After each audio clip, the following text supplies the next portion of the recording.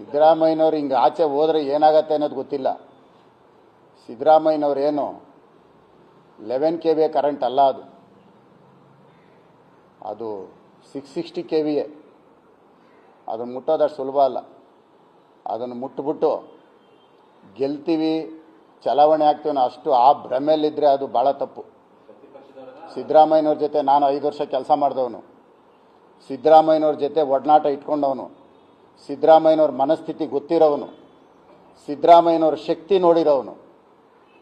ಸಿದ್ದರಾಮಯ್ಯನವ್ರು ಇವತ್ತು ಒಂದು ಭಾಷಣದಲ್ಲಿ 2 ಗಂಟೆಗೆ ಬರ್ತಾರೆ ಅಂದರೆ 6 ಗಂಟೆಗೆ ಹೋದರೂ ಜನ ಕಾಯ್ತಾರೆ.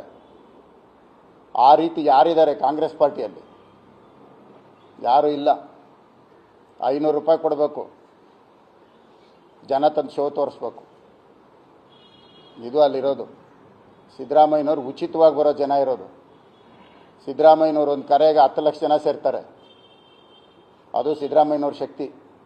ಸಿದ್ದರಾಮಯ್ಯನವ್ರ ಶಕ್ತಿ ಬಗ್ಗೆ ಹೇಳ್ತಾ ಇದ್ದೀನಿ ಅಷ್ಟೇ ನಾನು.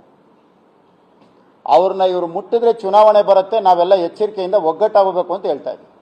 ಒಂದಂತೂ ಕ್ಲಿಯರ್, ಸಿದ್ದರಾಮಯ್ಯನವರಲ್ಲಿರೋವರೆಗೂ ಸಂಖ್ಯೆ 136.